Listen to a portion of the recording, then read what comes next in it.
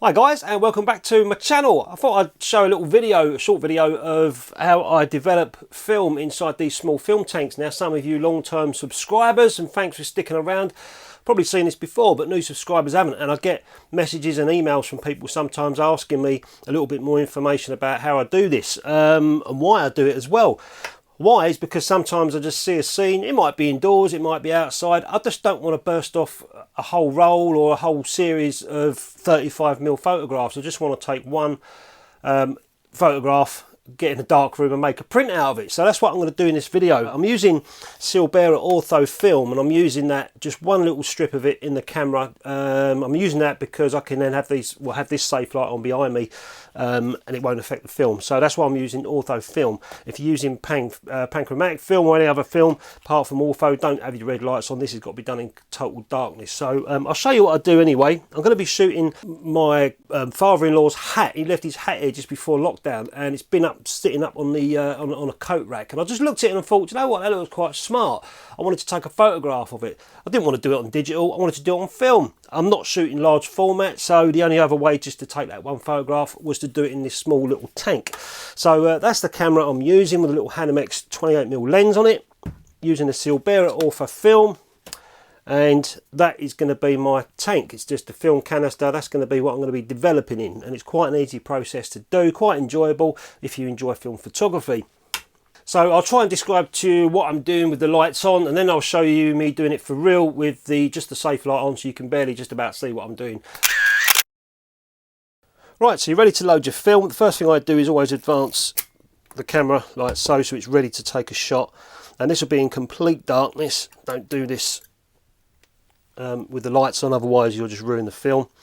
And then what I do is this is just a dummy piece of film. There's no film in it, but I'll give you an example. I put the film inside like so, and then I'll pull the film over and tuck it into there, and then with my thumb I'll feel whereabouts the film sits, so I can feel that ridge there, and then I use a little tiny pair of scissors, just make a little tiny cut there, and then I'll do the same this side and a little tiny cut there.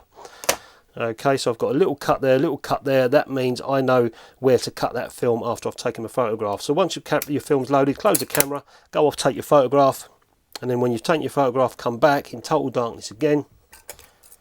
Okay, take the film out, and then you can feel for those cuts and cut where you need. So wherever you've got those cuts, you just slice off what you need for your developing. And again, this is always with the lights off whenever you're handling the film, otherwise you'll ruin it. Okay, so you've taken your photograph. Before you take the film out of the camera, what I always do is I pour the developer in. This is all water, guys, it's not real chemicals, I'm just doing this for an example. But I pour my developer into the can, and I leave the lid off next to it, put the developer to one side. That would generally be X-Tol at stock, or maybe just 1 milliliter of Rodinol inside one of these film canisters. That's my stop bath, and that's my fix. Put my fix over to one side, and my stop I'd put over to one side.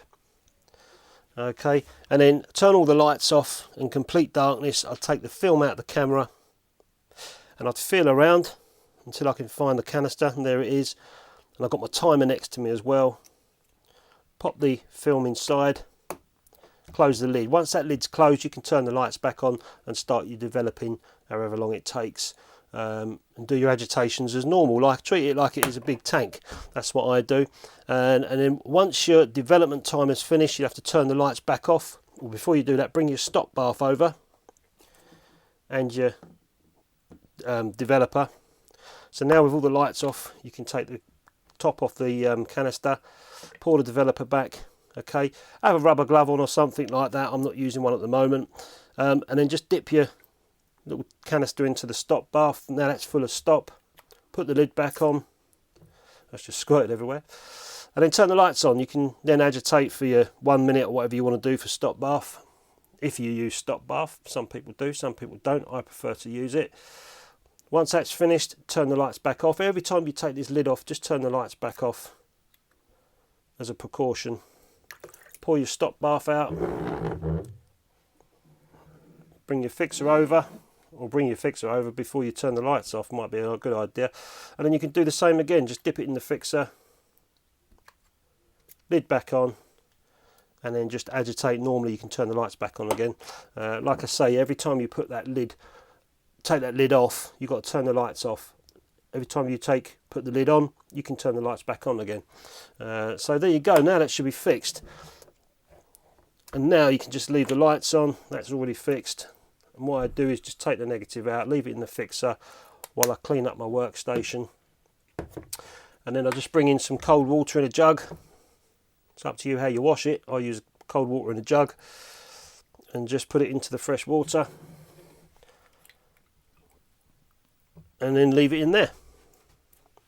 Last thing to do is just take your negative out after a few minutes of washing it, leave it out to dry, and you've got a film negative. So that's pretty much the process that I'm going to do. So let's set the scene up, let's take a photograph, let's come back, develop the little tiny bit, strip of film in the can, and then make a small print.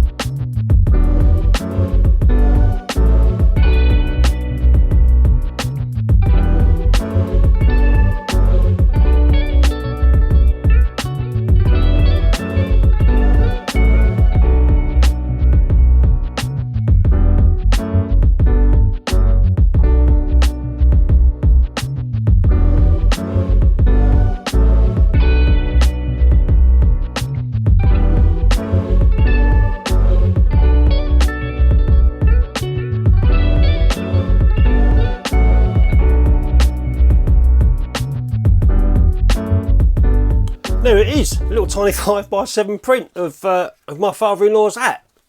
It's alright, isn't it? You probably noticed in the video, my glasses are broke. I sat my bloody glasses the other day when I was editing a video, funny enough. But anyway, so yeah, that's what I did on this lazy Sunday afternoon. So yeah, I hope that's answered a few people's questions about how I develop single frames of film inside a film tank. I've done this for years, you know, and it's just sometimes I come out with an idea and I think, I wonder what that would look like on film. I don't shoot large format. I don't want to burst a roll of 35mm off and waste so much developer, and I have a little bit of fun dabbling with that. So I hope that's helped anybody. Keep your eyes out for the SFLAB stay-at-home competition that's coming out on my website. I'll be putting some information on the community tab for you guys to have a look at that. We've already chosen a winner with Steve Onions and Emulsive as well, so look out for that, guys. Thanks for watching. I'll catch you next time.